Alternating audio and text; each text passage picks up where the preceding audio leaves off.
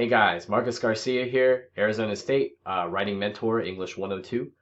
I just want to talk very briefly about some things I wish I knew when I was going through English 102. This post is going to be about how to get an A on your discussion board. So when I took the course a while back, the grading was a little bit different than it is now. I think it's a little more clear on how the posts are graded. It's simplified, easier to read, easier to understand. It's a 3-point scale. It's very simple. Here's the rubric. I'm not going to belabor the point by reading this entire document, but you see your criteria is on the left. You see what meets all expectations, what meets most expectations, and what does not meet expectations. So this here is the 3, this here is a 2, and this here is a 1. This would be considered a B. This is the meat and potatoes, if you will, of what we look at is meeting expectations or meeting most of the expectations. Okay, this 3 is going above and beyond expectations, and then this one here is not meeting expectations. So when I was writing my discussion board posts, I made sure to always have my rubric pulled up on the side as I was writing my posts, and then I would highlight the highest category and made sure that I was hitting on each one of those elements in the discussion board post.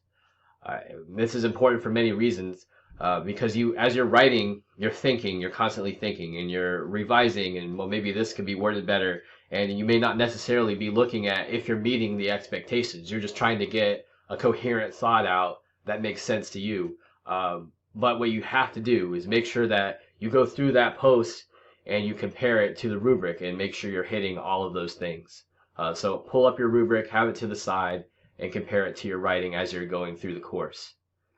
So this paper, as I mentioned before, is what they used to train us as writing mentors. There's about 30 or 40 of us that went through this course on discussion boards. So we had an intellectual debate on exactly what was a 3 post, what was a 2 post, and what was a 1 post. We have some examples here that I want to show you, and this is, for transparency, this is exactly the same things that we see, and I will be as forthright as I can with you on exactly what we talked about and what we look for in an A, B, and less than B response. So our first post that we look at, you see the prompt up here. You can read that, and that gives you what the professor assigned. Okay, here's the assignment. You look at the responses below. So student A, this was universally, unanimously voted as a 2 out of 3 response. This meets most expectations. It's not perfect. It's not above and beyond. It's meeting most of the expectations. What we look for in these posts, let me cover, you're going to see all these red lines in here, and this is because I have it pulled up in Word. But we are not focusing on spelling. We are not focusing on punctuation or grammar or capitalization or any of the things that I learned coming up in school. We're focusing on content. We're focusing on developing thought and putting that thought into words and making it make sense and make it organized and get your point across in the most efficient manner. So if you're looking at post from student A, what we commented on here is that they say a few things in here, but they're not actually backing it up with any evidence. They're not referencing a text. They're not referencing any of the learning materials from the assignment. I would suggest for improvement in this student's post is to tie in what they have to say with what they're learning in the actual course. And if you look down here at their peer response, it's kind of the same thing. All right, you're talking about the student's paper or their response, and then they give their opinions, but they're not really backing it up with anything from a text or making any references. That's kind of the whole goal of your courses is to read and learn and then reference your material, and that gives us something that shows, hey, I read it, I learned something from it, I reference it here, here's what I'm talking about. It points us in a location where we can read the material for ourselves and maybe agree or disagree with what you have to say. So it's all part of that academic discussion. Now moving on to student B, this was a unanimous 3 out of 3 post. Okay, this student does a very good job. They go what is above, normal expectations, above a B category, into that meets all expectations and is really doing a good job. They back it up with source material, and it's a coherent thought from beginning to end. So that's something that we look for. You're meeting all expectations. You're backing it up with evidence, and it covers the material.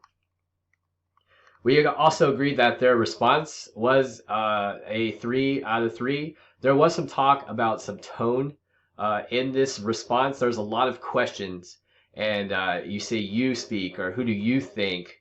What do you think? Why do you think? Using why do you, or using the word you a lot, is a very direct way of asking questions, and it can come across as confrontational. So what I did when I was going through this course is I had my wife actually help me out here and check my posts for tone. Is it coming across the right way? Do you think this is too direct? Does it come across as confrontational? And then maybe I would change a word here or there that made it sound more friendly, that it was a conversational piece and not something that was too direct. Okay, so that's something I would recommend. And then finally, as you've probably already predicted, students see this is a one post. So they are taking the time out to respond to the prompts, but it doesn't meet expectations. So these are opinions that aren't necessarily backed up in any evidence or any of the source materials. They're not making any specific mentions on the actual assignment. And it doesn't really have a flow to it, or it's not conveying a message.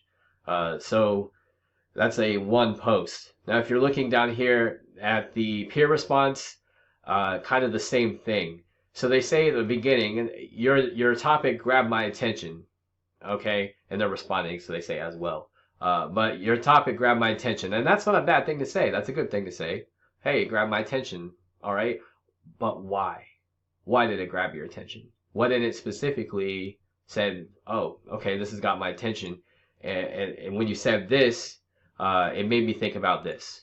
And then you mentioned this in your paper, but have you thought about this? Okay, that's kind of what we're looking for. And then maybe reference the text or one of your learning materials, video, whatever it may be, that kind of backs up your thought process. That's kind of the things we'd recommend to improve in this post, and that covers the 3 different areas and what you need to do to get an A in your discussion board posts. I hope this has been helpful. Anytime you have any questions, feel free to contact me at my ASU email address, and I look forward to hearing from you. Thanks.